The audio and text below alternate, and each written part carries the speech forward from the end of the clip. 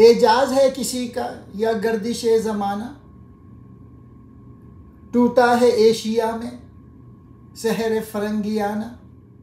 तामीर आशियाँ से मैंने ये रास पाया, अहले नवा के हक़ में बिजली है आशियाना।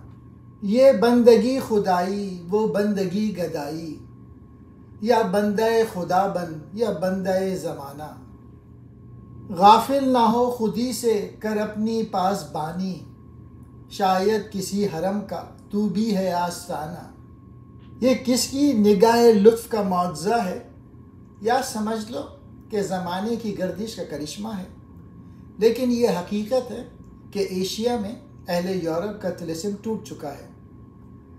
मुराद ये है कि एशिया के हर मुल्क में अहले यूरोप के तसल्लुत के ख़िलाफ़ ज़बरदस्त कौमी तहरीकें जारी हो चुकी हैं।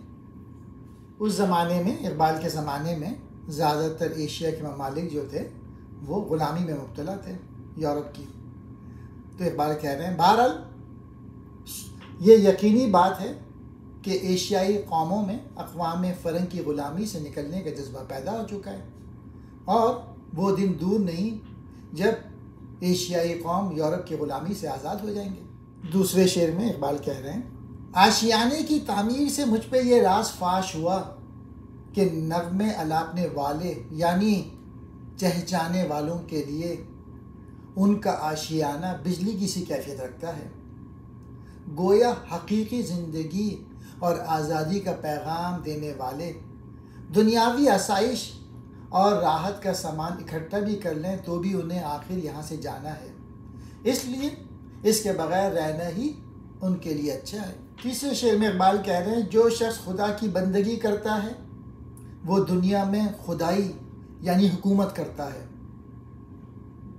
और जो शख्स दुनिया वालों की बंदगी करता है वो हमेशा दूसरों की ग़ुलामी में मुब्तला रहता है।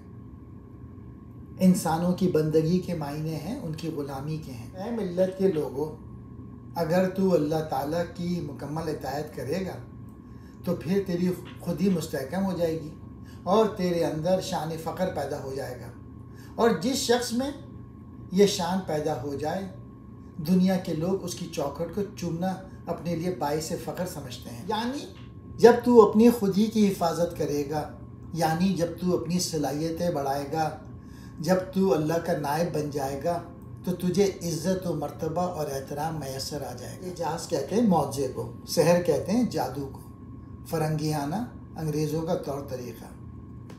ऐ ला इलाह के वारिस बाकी नहीं है तुझ में गुफ्तार दिलबराना किरदार काहिराना। तेरी निगाह से दिल सीनों में कांपते थे, खो गया है तेरा जज्बे कलंदराना। राज़े हरम से शायद इक़बाल बाखबर है उसकी गुफ्तगू के अंदाज मेहरमाना। ऐ ला इलाह अल्लाह के सिवा ऐ ला इलाह अल्लाह के सिवा कोई माबूद नहीं, यानी तौहीद के वारिस।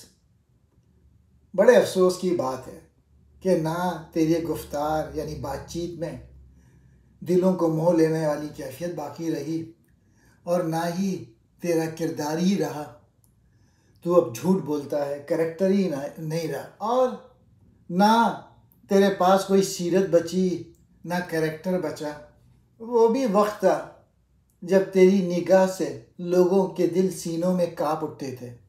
अफसोस कि तेरी दरवेशी और खुदा मस्ती का वो जज्बा ज़ाया हो गया। और आखिरी शेर में इक़बाल कहते हैं कि मैं इस्लाम की हकीकत से वाकिफ़ हूँ, यही वजह है कि मेरी शायरी का अंदाज़ मेहरमाना है, यानी मैं अपने कलाम में इस्लाम के हक़ाइक़ पेश करता हूँ। इक़बाल अपने मुतालिक़ ख़ुद कह रहे हैं कि मैं काबे के भेदों से आगाही हासिल कर चुका हूँ। दिल बराना, दिल पसंद, काहिराना, ज़बरदस्त, अंदाज़ मेहरमाना, जानने वाला।